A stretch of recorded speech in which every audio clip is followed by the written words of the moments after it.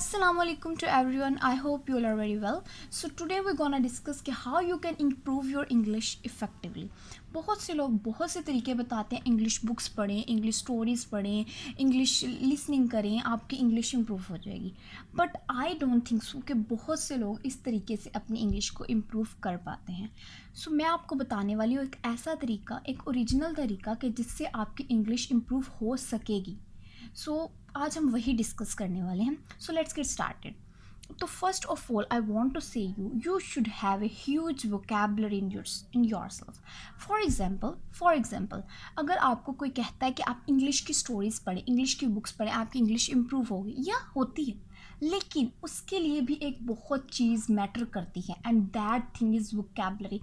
अगर आपके पास एक ह्यूज वोकेबलरी है, आपके पास बहुत ही अच्छी वोकेबलरी की कलेक्शन है, तो अगर आप कोई भी इंग्लिश बुक या कोई भी इंग्लिश चीज़ पढ़ते हैं तो आई थिंक सो वो आपके लिए इफ़ेक्टिव होगी, क्योंकि आपको वोकैब आती है, आप पढ़ेंगे, आपको कुछ कुछ समझ आएगी उसकी, और कोई भी वर्ड न्यू होगा तो आप उसको सर्च कर लें, आप उसको पूछ सकते हैं. लेकिन अगर वो पूरी की पूरी चीज़ ही आपके लिए न्यू है और आपको एक वर्ड नहीं आता, तो कैसे आप अपनी इंग्लिश को इम्प्रूव कर सकते हैं? हाउ? तो अगर आप इस चीज़ से एग्री करते हैं कि या we should have a vocabulary first in yourself, then we should read English stories, English books. So tell me in comments, okay? So I'll provide you the tip. That tip is कि आप सबसे पहले अपनी vocab को increase करें. अपने इर्द गिर्द कोई भी न्यू चीज़, कोई भी वर्ड, कुछ भी देखते हैं तो आप कोशिश करें कि आपको उसकी इंग्लिश आती है, उसको इंग्लिश में बोलना सीखें. अगर आप तो वो कर सकें तो that is good, that thing is very good. But if you not, then search करें उस वर्ड को, उसको इंग्लिश में करना सीखें. तो इस तरह जब आप अपनी इर्द गिर्द से ही इंग्लिश की वोकैब को ढूंढना शुरू करेंगे, उसको करना स्टार्ट करेंगे, अपनी सिंपल बेसिक से स्टार्ट करते करते आप एडवांस लेवल की वोकैब इकट्ठी कर लेंगे.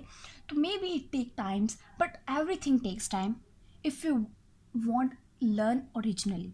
ओके, कुछ भी अगर हम करना चाहते हैं तो प्रैक्टिस और टाइम ज़रूरी होता है, तभी वो चीज़ परफेक्ट. और जो चीज़ टाइमली नहीं, मतलब शॉर्टली हम करते हैं, तो it's not a permanent, it's a temporary thing. Okay, so if you agree then must tell me in comments. सो हम यही बात करेंगे कि आपको पास सबसे पहले वोकैब होनी चाहिए. ठीक है, you should have a huge vocab. In short word, you should have a world of vocab in your self. Okay, कि आप लोगों के अंदर हर तरह की वोकैब होनी चाहिए, सिंपल से सिंपल, बेसिक से बेसिक, देन एडवांस लेवल पे इंक्रीज़ करें. अगर आपके पास वोकैब है तो then you should read the English books, English stories. फिर उसका आपको फ़ायदा क्या होने वाला है कि अगर आपको वोकैब आती है, आप कोई भी इंग्लिश की बुक देखते हैं, उसमें कोई भी ऐसा वर्ड देखते हैं तो आपको उस वर्ड की समझ आएगी. ठीक है, आपको पता चलेगा. और जब आप बुक्स को पढ़ेंगे इन सेंटेंस फॉर्म, तो then you should learn the sentence. आप लोग वर्ड का यूज़ देखेंगे कि सेंटेंस में किस तरह किया गया. लेकिन अगर एक आपको वर्ड का मीनिंग ही नहीं आता तो आप किस तरह वो देखेंगे कि उसको वर्ड को किस तरह यूज़ किया गया. आप एक एक वर्ड को किस तरह ट्रांसलेट करते फिरेंगे, कैसे सर्च करते पढ़ेंगे. तो इसलिए ज़रूरी है कि आपके पास वोकैब होनी चाहिए.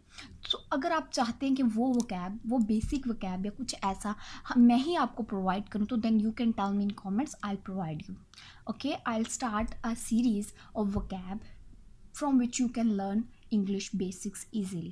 Okay, I think you get the point which I want to deliver you.